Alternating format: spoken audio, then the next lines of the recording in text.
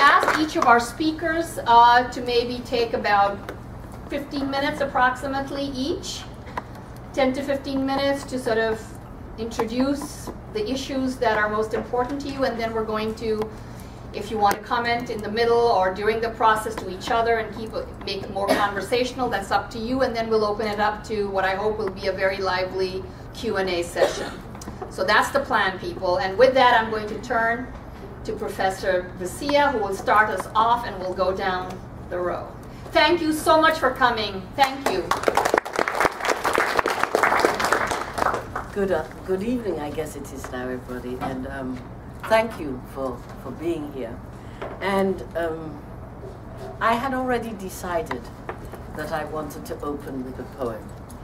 Forgive me, I have to stand. I don't do poetry sitting down, so I need to stand. Thank you. And we do have mics here, so I think they're working, as far as I know.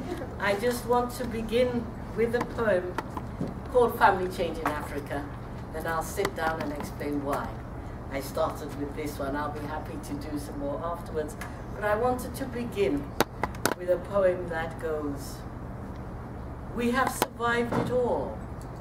Wrong definition, self-definition, redefinition, crack up, break up, make up, break down, remake, translate, reassemble, and redefine again. Stretched and strained. The original global village transported, we made the modern world at the moment of our collective unmaking. Fragmented, racinated, detribalized, searching another kind of freedom. Stretched and strained, we search for ties to reassemble definitions and redefine assemblages. Patrifocal, matrilineal, tribalistic, matrifocal, patriarchal, westernized, none of the above, all of the above. Stretched and strained, in new urban spaces, we reinvent ourselves and scandalize the neighbors. In Kaduna and Bamako, and from Paris to New London, we reconceive peer groups, sex roles, community, and rights now taboo. Stretched and strained, from shebeens to shanty towns and high courts to world assemblies, we reformulate codes and reform the law, reconceiving family ties, kinship, community, and those tribes now taboo. Stretched and strained, what concepts? Polygynous, polyandrous, polyamorous, just too much sex. Masculine, feminine, transgender, just too many children. Stretched and strained, rethink gender, rethink power, consider gender power, consider gender, consider power, rethink gender power. Transnational, intergenerational, globalized, stretched and strained, but not broken. Stretched and strained, but no broken, towards a different kind of freedom.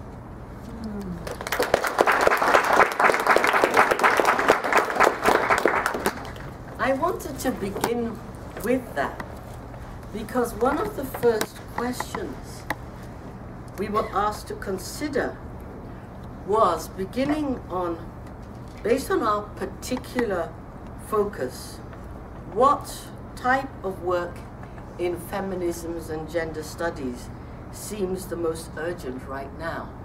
And I have to say, the one thing my dear friend did not say about me was that I am the chair. I apologize profusely. That's okay. That's perfectly all right. I am the chair of Women's and Gender Studies at Rutgers in New Brunswick. The department that, in addition to the major in Women's and Gender Studies, has 3 minors. One in Women's and Gender Studies, the other in Social Justice, and the third in Sexuality Studies.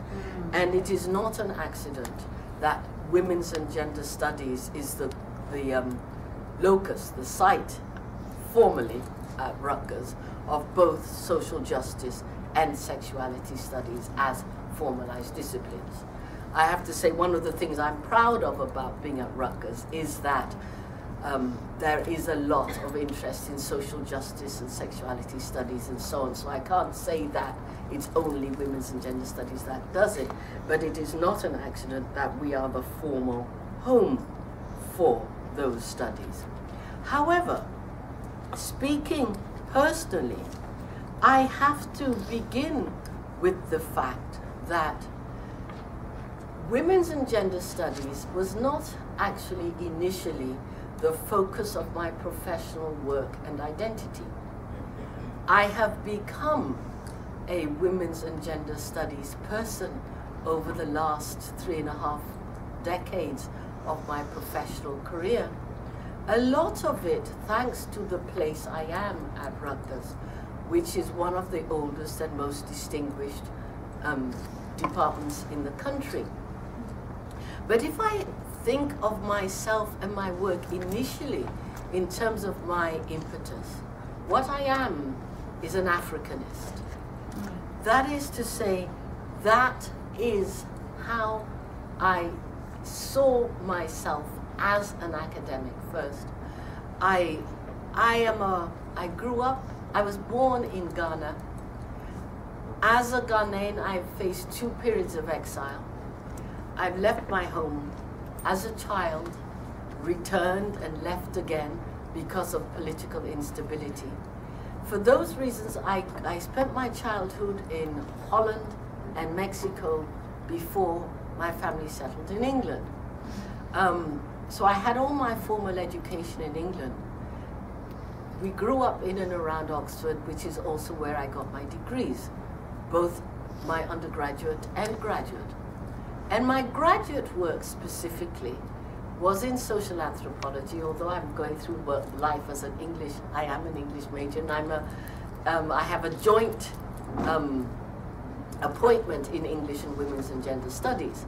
But at the graduate level, I did my work in social anthropology, in race relations, looking at images of Africa in post-war popular fiction. My impetus for my academic work really had a very powerful personal motivation. And the only way I can explain it was realizing, having been born and grown up in Ghana, was that once I arrived in Europe and was listening to the news or people talk about a place I thought I knew, you know, Ghana or Africa, there was this uneasy feeling that people may have got the facts right, but they always got the story wrong. And I couldn't figure out that discrepancy. So there really was, you know, a civil war going on in Nigeria, or there really was a famine in Ethiopia, or there really was, you know, apartheid in South Africa, or whatever the issue was. That was right. But somehow, the narrative about what that meant was always completely and powerfully and disturbingly wrong. And I hate to say it, but from that perspective, the answer to the question posed is that really my work hasn't changed in 3 decades. The central thing that still needs to happen is the transformation of ignorance, the transformation of ignorance about Africa and her people in general and her women in particular. For me, the single most troubling and difficult aspect of the work I do has been how hard it is, in very real terms, to get a general population in the West, and in particular in the United States, to understand the peoples of Africa as part of the human family and as therefore part of the human condition. And with respect to women, this therefore means getting people to understand that we have agency and are capable of both compassion and critical analysis. Now, you may wonder what I'm talking about, but it's really very simple. And it resides in the everyday language that we use. How much, I mean, we are so used to this that you probably don't notice, but you can ask people, you know, if they're going on vacation, for example. If they're going to Europe, they usually say, well, I'm going to England, or I'm going to London, or I'm going to Paris, or I'm going to Germany. And if they say I'm going to Europe, it's because they mean literally, I'm landing in Paris and spending 3 days in France, and then we're taking the car and crossing Switzerland and going to Italy for a week before we fly back to London. I mean, when they say Europe, they usually mean Europe. Even the most sophisticated, Afrocentric, Africa-friendly people will tell you, oh, I'm so excited, I'm going to Africa. And you look at them and say, where? And they look at you blank, like, what does that matter? You know, people still talk as if you can take a stroll from Mombasa to Marrakesh. You cannot, you know. So that's the kind of thing I mean. The continent of Africa is the world's second largest continent, and people still speak about it as if it was the size of the state of New Jersey. But this also means that we, as in the same way as we live with fixed notions of geography, we live with fixed notions of being and identity, especially if we're women. And the best example I can give this is actually a story that Leymah Gbowee, the Nobel Prize winner, you may not remember her name, but I'm sure all of you remember the film Pray the Devil Back to Hell. Mm-hmm. One of the central characters in that, who basically, with her organization of women, stopped a 14-year civil war, won the Nobel Peace Prize with the woman who was subsequently elected president of Liberia. I just have to digress here and make a point about those of you in the United States who think you're so advanced and so enlightened on so many issues. First of all, Ghana, our country in Africa, had a Supreme Court judge 12 years before the appointment of Sandra Day O'Connor, and has had a Supreme Court Justice, the Chief Justice of Ghana, for the last 8 years has been a woman. We have a woman Chief Justice in Ghana, and we have 3 African presidents on the continent, 3 African women presidents on the continent, and you're still wondering whether or not you're going to nominate Hillary Clinton. Okay, I just, as an aside, just saying that you need to rethink your sense of your own political advancements and the things that you have done, and the assumption that those of us from other countries have to live with, that the United States is always the cutting edge of the curve. You are sometimes way behind. I mean, way behind. Okay, but the point I was trying to make is the story that Leymah Gbowee told, which sort of sums up this point that I was trying to make. She was with a commission, with a group of people, and they were investigating the very, very troubling abuse and rapes, war crimes of women that have been taking place in the Congo.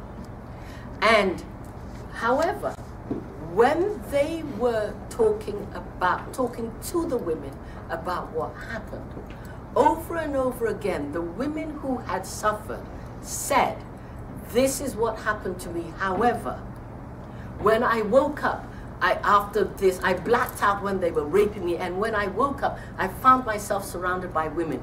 I found women had come and got me. They cleaned me up, they did this, they healed me, they protected me, they saved me, etc. Over and over and over again. These stories ended with these women coming to consciousness that they were not alone, and that women in deprived communities who'd been terrorized, who'd had their houses burned, everything else, mobilized and organized themselves and helped them. But the news coverage was always, here is a woman who was gang raped by these soldiers and left. And Lemab always said, were we talking to the same people? That is to say, nobody's denying that these war crimes and rapes were taking place. But for us, it was very instructive that stories which, even for the women who had suffered, were stories of collectivity and hope and community and support and the possibility of healing, were in the West only stories about degradation and beating and dispossession and lack of agency. So that's what I mean. Solidarities are always in the end based on a recognition of a common humanity. And so long as those of us born on the African continent are considered and continue to be considered somehow outside of the human condition, there can be no change. You need to recognize our humanity and our agency, and to recognize that through that we are not different, we're not more or less special than anywhere else in the world. There are no more slums in Africa than there are in the United States. There are also no less. You want to find the poorest communities in the United States? Take a stroll around the corner from the White House. Okay, but that's no different from any other capital city either. You want to find the poorest communities in Ghana? Take a stroll up the street from the castle, which is the seat of government. That is to say, it is the nature of capital cities to exemplify the places that they represent. So the grandest and the worst of any city you will find in the capital. All we are asking is recognize that those of us who live on the continent are the same as the rest of you all. We are struggling with the same issues. We are fighting the same battles. We are trying to dismantle failed liberal economies and not fall into the arms of capitalists, but think of a different kind of freedom. The problem about clean water is a problem in Accra as it is in New Jersey. You know, most of you, when you drink water, are not drinking tap water. You're making Coca-Cola rich by drinking bottled water. Why? Our issues are your issues. We live in a globalized world. So, for me, therefore, that is the nature of the struggle. And the struggle for a better world is not a grand project somewhere else outside of ourselves. You do not have to go as a missionary to deepest, darkest Africa to create a new world. Start with your neighbor and in your neighborhood. And do whatever it takes to clean up your neighbor and your neighborhood. And when you're doing that, you'll be helping to create a better world and change the world. I'll stop. That's my 15 seconds.